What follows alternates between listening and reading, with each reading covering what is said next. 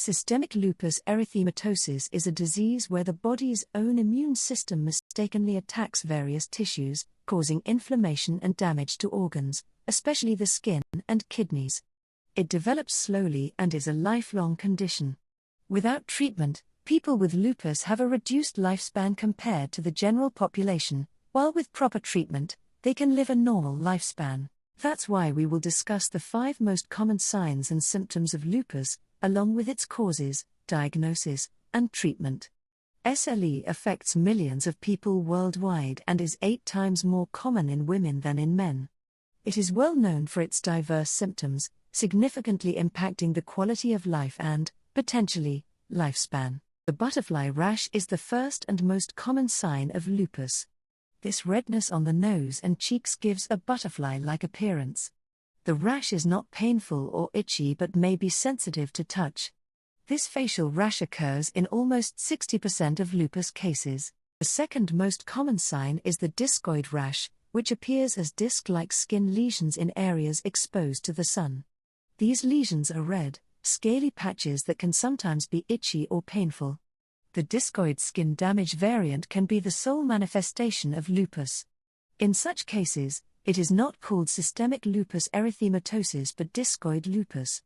However, discoid lupus can progress into the systemic variant. These lesions often cause significant tissue damage and scarring, resembling the rough, ulcerative appearance of wounds that might be inflicted by a wolf's bite, which is where the name lupus, Latin for wolf, originates. Both the butterfly rash and discoid rash can be exacerbated by sun exposure. The third symptom is photosensitivity, meaning that sun exposure worsens skin conditions. When this symptom is present alongside other symptoms of lupus, it strongly indicates lupus erythematosus. The fourth symptom is ulcers inside the mouth and nose. These ulcers are usually painless, with a white or yellow center. While they can cause discomfort, they are not typically painful. These ulcers are more specific to lupus compared to other diseases, where mouth ulcers are usually painful. Finally, lupus nephritis is another critical sign, indicating kidney involvement in the disease. Antibodies are deposited in the kidneys, causing inflammation. Patients may notice foamy urine, which indicates protein in the urine. There can also be microscopic blood in the urine, known as microhematuria. A person cannot see this blood with the naked eye, but it is visible under a microscope.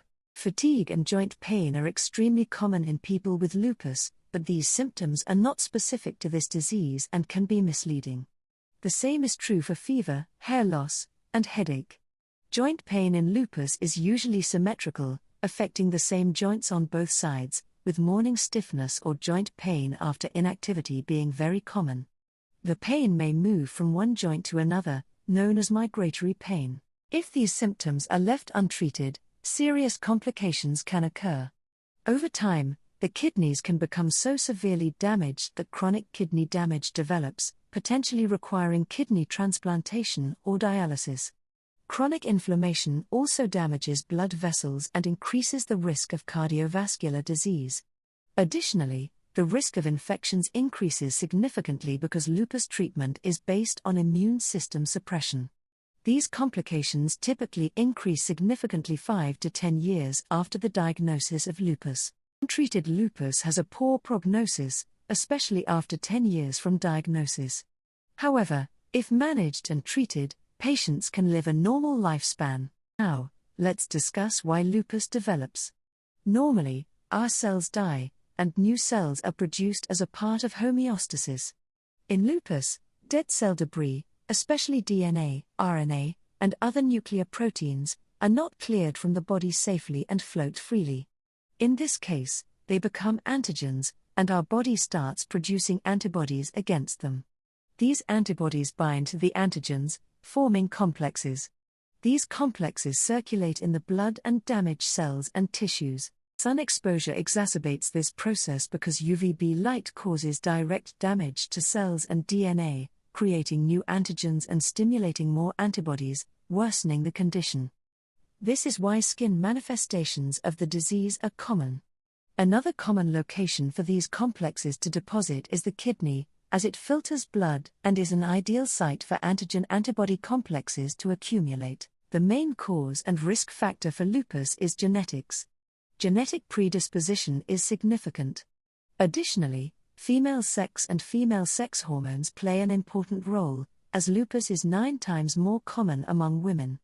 Ultraviolet exposure and viruses like the Epstein-Barr virus are also important factors. Systemic lupus erythematosus is most common among women of childbearing age. Antimalarial medication hydroxychloroquine is considered the cornerstone of long-term treatment for nearly all patients with systemic lupus erythematosus, SLE. Hydroxychloroquine modulates the immune system rather than suppressing it outright. It interferes with communication pathways within immune cells, reducing the overactivity seen in SLE. This helps to decrease the production of autoantibodies and reduce inflammation. It is typically used chronically, often for life, to decrease disease activity and prevent organ damage. This medication is usually well tolerated but requires monitoring for rare eye damage called retinal toxicity. Corticosteroids are used short-term to control flare-ups. Prednisone is the most commonly used corticosteroid, typically administered orally. Long-term use of corticosteroids can lead to significant side effects, including osteoporosis, weight gain, diabetes, and increased infection risk. Therefore, the goal is to taper to the lowest effective dose or discontinue them if possible. Nonsteroidal anti-inflammatory drugs, NSAIDs, like ibuprofen and naproxen, are used to manage pain and inflammation symptoms. For discoid lupus, topical steroids such as clobetasol and betamethasone are most commonly used. These high-potency steroids can thin the skin, so they are only used for the short term. Protection from sun exposure is also crucial to prevent skin damage from UVB radiation. Staying up to date with vaccinations, especially for influenza and pneumococcal infections, is important to prevent exacerbations and improve infection control.